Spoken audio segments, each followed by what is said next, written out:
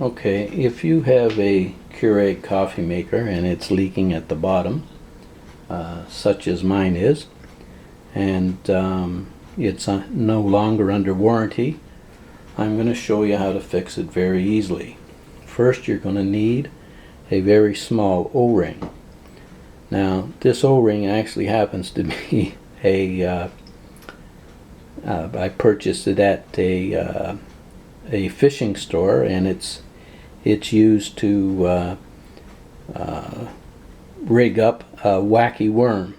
So it's very small, but I'm sure you can get in a plumbing store, you can get one the same. Anyways, we're probably going to need a pair of needle nose to get this O-ring over the nozzle, and I'm going to see if I can do it real quickly here. Let's see, I don't know if you can see this, but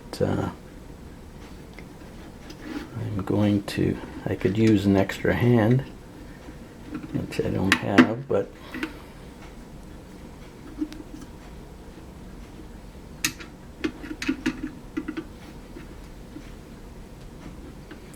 probably another tool.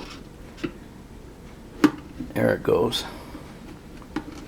And then you need to get the pliers out, and you just push that O-ring right down as far as it'll go. Okay.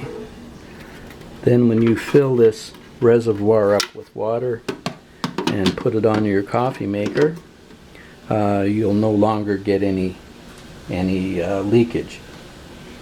So I hope this helps you, and thanks for watching. Bye now.